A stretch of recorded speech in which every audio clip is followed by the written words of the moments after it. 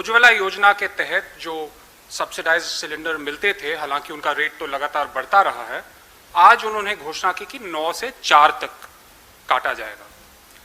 अब लोग अपने चूल्हे जलाना उनके लिए मुश्किल होने वाला है। जैसा कि आपने देखा, महंगाई से जूझ रहे लोगों को रसोई गैस के मोर्चे पर एक और बड़ा झटका लगा है।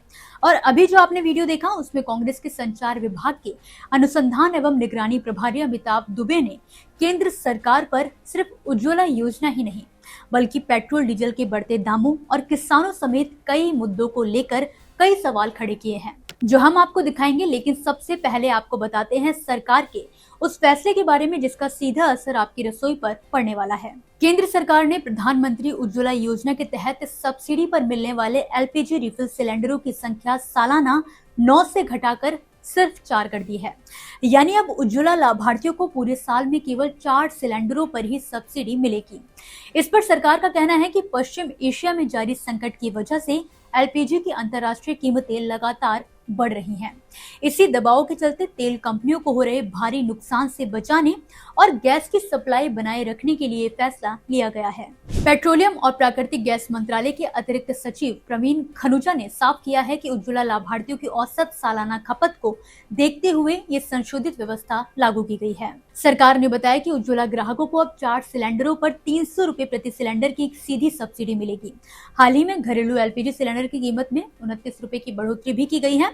इसके बावजूद उपभोक्ताओं को इनडायरेक्ट सब्सिडी मिल रही है। अधिकारियों के मुताबिक 14.2 किलो वाले घरेलू सिलेंडर की असली कीमत 1600 रुपए से ज्यादा है, लेकिन उपभोक्ताओं को ये 942 रुपए में मिल रहा है।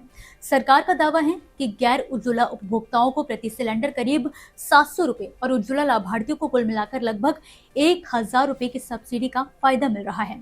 यानी कि उज्ज्वला ग्राहकों को सामान्य सब्सिडी के अलावा अतिरिक्त 300 रुपए का लाभ दिया जा रहा है। हालांकि इसका बोझ तेल कंपनियों पर भारी पड़ रहा है।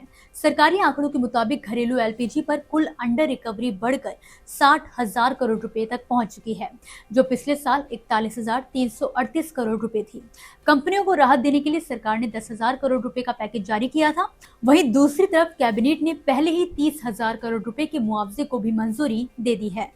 अब बात करते हैं कांग्रेस के उन दावों की जिन्होंने केंद्र सरकार की नीतियों पर सवाल खड़े कर दिए हैं। और हकीकत 4 ट्रिलियन से भी कम है। तीसरी बड़ी अर्थव्यवस्था के बजाय छठी बड़ी अर्थव्यवस्था आज वर्तमान में भारत है, और लगातार जो रैंक्स हैं वो गिरते जा रहे हैं। और एक इसका महत्वपूर्ण कारण है, एक बड़ा कारण है रुपए की तेजी से गिरना। अब 97 तक तो 97 पार हो चुका है, 100 पास आ रहा है। और जैसे कि आपको पता है, प्रधानमंत्री के एक सलाहकार ने कहा था कि 100 इज जस्ट अ नंबर, तो फिर 110 is also just a number, 120 is just a number, 150। तो ये कब तक गिरता रहेगा और सिर्फ नंबर रहेगा? इसका एक बहुत बड़ा प्रभाव पड़ता है हमारी अर्थव्यवस्था पे।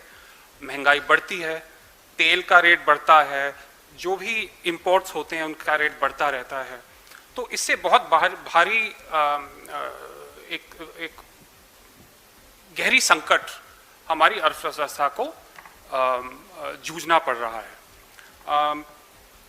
एक और बात मैं आपको के सामने रखना चाहता हूं कि ये जो जीडीपी ग्रोथ रेट की बात होती है, कुछ दिन पहले 7.7 का जीडीपी ग्रोथ रेट बताया गया था। जो वित्त मंत्रालय के मुख्य सलाहकार, पूर्व सलाहकार अरविंद सुब्रमण्यम खुद ने कहा है कि जब यूपीए के समय जब जीडीपी का कैलकुलेशन हो रहा था, सच्चाई से 1.5 कम दिख रहा था, और मोदी सरकार के शासनकाल में 1.5-2% ज्यादा दिखाई दे रहा है। तो आप सीधी बात समझ सकते हैं कि एक तरफ वो जीडीपी का रेट आर्टिफिशियली बढ़ा रहे हैं। कुल मिलाकर देखा जाए तो सरकार एक तरफ ये दावे कर रही है कि वो जनता और किसानों के हित में लगातार फैसले कर रही है, वहीं दूसरी तरफ धरातल पर देखें तो सरकार के इन फैसलों का उल्टा असर देखने को मिल रहा है। वहीं विपक्ष भी लगातार सरकार की नीतियों पर सवाल खड़े करता आ रहा है। आपका इस पर क्या कहना है? वीडियो में कमेंट करके जरूर बताएं। अगला स्टेशन आपकी मनचाही मंजिल खुशहाली है। खुशहाली के दरवाजे चारों ओर से खुले रहेंगे। किसान इंडिया के साथ यात्रा करने के लिए आपका धन्यवाद।